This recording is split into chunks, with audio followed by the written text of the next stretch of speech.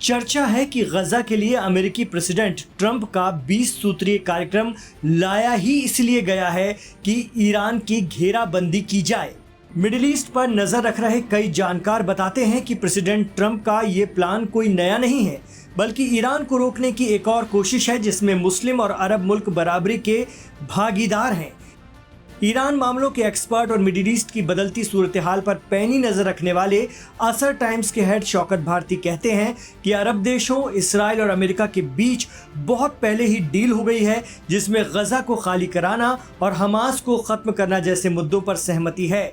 Trump का मौजूदा plan उसी दिशा में एक और कदम है।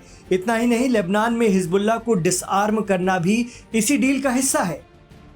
West Asia expert Akif Zaidi कहते हैं कि इस बार सीजफायर के इस प्लान को अंतिम कोशिश दिखाकर बाद में इसे फेल करने और इसका जिम्मेदार हमास को करार देते हुए मुमकिन है कि एक बड़ी जंग मिडिल ईस्ट के किसी और हिस्से में छेड़ दी जाए।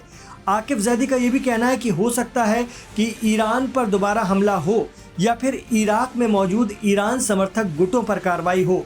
जी हाँ, ईरान पर हमला करना इस बार इतना आसान नहीं होगा इसराइल के लिए, इसलिए हो सकता है कि वो इराक पर धावा बोल दे। लेकिन इराक पर क्यों? वहां तो अमेरिका के बेस मौजूद हैं। इसराइल की इराक से क्या दुश्मनी? जानकार बताते हैं कि इसराइल की इराक से नहीं, वहां मौजूद ईरानी प्रतिरोध की धुरी या रेजिस्टेंस के एक अहम हिस्से पॉपुलर मोबिलाइजेशन फोर्स यानी हज़दुश शाबी से है। वेस्ट एशिया के जानकार आकिफ जैदी कहते हैं कि पश्चिम एशिया के इस हिस्से में जिस तरह से पश्चिमी ताकतों का साम्राज्यी सूरज ढल रहा है, उन्हें इस हाल में पहुंचाने में अगर सबसे अहम किरदार किसी का रहा है तो वो है ईरान का एक्सिस ऑफ रेजिस्टेंस, जिसका नेतृत्व ईरान और उसके supreme leader Ayatollah Ali Khamenei करते हैं। आकिफ जैदी कहते हैं कि ईरान में आवाम में इस वक्त भरपूर कॉन्फिडेंस है और 12 दिनों की जंग के बाद से ईरान में अपनी फोर्सेस को लेकर गर्व का भाव भी जागा है। ऐसे में इसराइल सीधे ईरान को निशाना बनाए, इसकी आशंका कम है। इसलिए रेजिस्टेंस के दूसरे अंग को नष्ट करने की कोशिश की जा सकती है, जैसे लेबनान में हिजबुल्लाह और इराक में हज़दुश शाबी, जो एक तरह से वहाँ सिक्योरिटी फोर्सेस की भूमिका निभाता है। एक और जगह जहाँ पर इस्लामी प्रतिरोध मोर्चा का एक हिस्सा पाया जाता है वो है इराक के। वहाँ पर ख़ास तौर पर जो हश्दुश शाबी नाम की जो वहाँ पर अवामी जनता की जो मिलिशिया फोर्सेस हैं उनको टारगेट करने की कोशिश की जा सकती है और इसके ज़रिए ख़ुद इराक़ी सोसाइटी के अंदर खाना जंगी और सिविल वॉर की कैफियत पैदा करने की कोशिश की जा सकती है। हम देखते हैं कि 17 सितंबर की तारीख अमेरिका ने बाज़ अहम हश्दुश शाबी के बाज़ महत्वपूर्ण हिस्सों को अचानक आतंकवादी घोषित कर दिया। लेकिन इसका इत्मीनान है कि जो भी होगा, हो सकता है इस इलाके के जो मूल निवासी हैं उनको नुकसान पहुँचे, यहाँ के मजलूमों को शायद कुछ नुकसान पहुँचे। लेकिन ये वाज़ेह है कि जो भी अब वो हालत आ गई है अमेरिका इसराइल की कि वो नुकसान तो पहुँचा सकते हैं, वो मजलूमों को कत्ल तो कर सकते हैं, लेकिन वो अपनी हार का सिलसिला रोक नहीं सकते। अब जो भी वो करते हैं वो बैकफायर करता है, चाहे वो कतर पर हमला हो, चाहे वो यमन पर हमला हो, चाहे वो जेनोसाइड जारी रखने की जो एक के बाद एक कोशिश है, या सुमूद फ्लोटिला की कश्तियों को कब्ज़े में लेने की बात है। जो वो करते हैं वो अब उनके लिए और पलट के उन्हीं के लिए नुकसानदेह साबित होता है।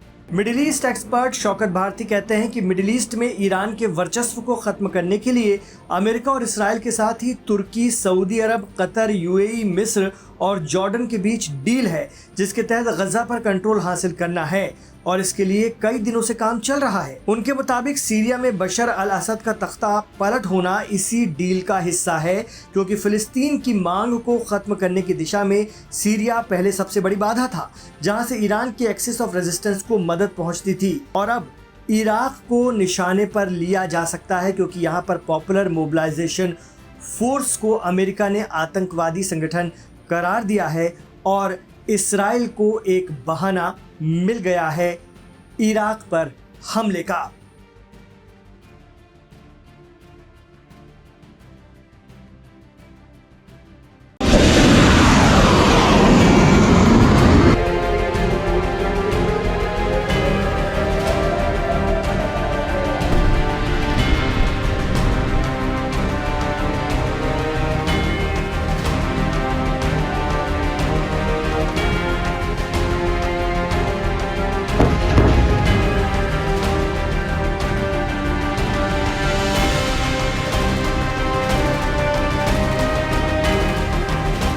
अमेरिका के राष्ट्रपति डोनाल्ड ट्रंप का गाजा पीस प्लान इन दिनों दुनिया भर में चर्चा का विषय बना हुआ है।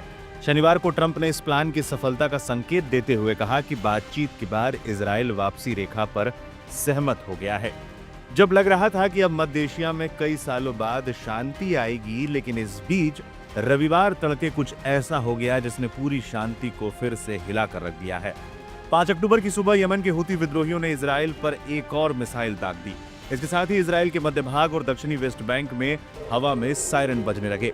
ये हमला मार्च 18 के बाद से ही हूतियों द्वारा दागी गई 91वीं मिसाइल थी।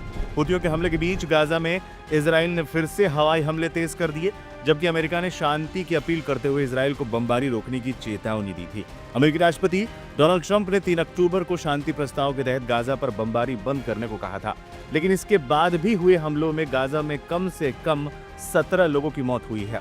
हूतियों का यह हमला इजराइल के उन हमलों का जवाब माना जा रहा है जिसमें उन्होंने यमन के ठिकानों को निशाना बनाया था। इस बीच इजराइल के दक्षिणी इलाके में हुए इस हमले के बाद आंतरिक सुरक्षा बढ़ा दी गई है और नागरिकों को सुरक्षित स्थानों की ओर जाने के निर्देश दिए गए हैं। हूतियों ने अपनी ताकत भी बढ़ा ली है। अब वो लंबी दूरी के मिसाइलें और ड्रोन हथियार तैयार कर रहे हैं, जिससे इजराइल की सुरक्षा चिंताजनक स्थिति में आ गई है।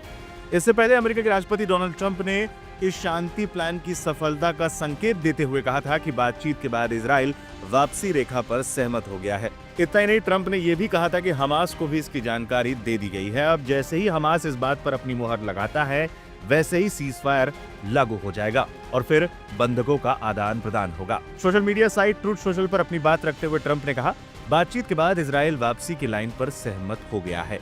इस लाइन को हमने हमास को दिखाया है और उनके साथ साझा किया है। अब जैसे ही हमास इस पर अपनी मुहर लगा देता है, तो फिर तुरंत ही युद्ध विराम प्रभावी हो जाएगा। बंधकों और कैदियों की अदला बदली शुरू हो जाएगी और फिर हम वापसी के अगले चरण के लिए परिस्थितियां तैयार करने में जुट जाएंगे, जो कि हमें इस 3000 साल की तबाही के अंत के करीब ले जाएगा। इससे पहले ट्रंप ने शुक्रवार को हमास को चेतावनी देते हुए प्रस्ताव को स्वीकार करने या फिर परिणाम भुगतने के लिए तैयार रहने को कहा था। ट्रंप की इस धमकी के कुछ समय बाद ही हमास की तरफ से इस प्रस्ताव के कुछ बिंदुओं को छोड़कर बाकी बातों पर अपनी रजामंदी जता दी थी। इसके बाद ट्रंप ने इस प्रस्ताव को तैयार करने में शामिल सभी देशों का धन्यवाद देते हुए इजराइल से तुरंत गाजा में बमबारी रोकने की अपील की थी, ताकि बंधकों को सुरक्षित रूप से बाहर लाया जा सके। शनिवार को ट्रंप ने बमबारी रोकने के लिए इजराइल की सराहना भी की थी। इससे पहले इजरायली प्रधानमंत्री नेतान्याहू ने भी ट्रंप पीस प्रस्ताव को लेकर अपनी सहमति दिखाई थी। उन्होंने कहा था कि उन्हें उम्मीद है कि आने वाले दिनों में सभी बंधकों की रिहाई की घोषणा कर दी जाएगी। सोमवार को इजिप्ट में हमास के साथ अप्रत्यक्ष रूप से बातचीत होनी है, जिसमें युद्ध को समाप्त करने के लिए आगे की योजना पर चर्चा होगी।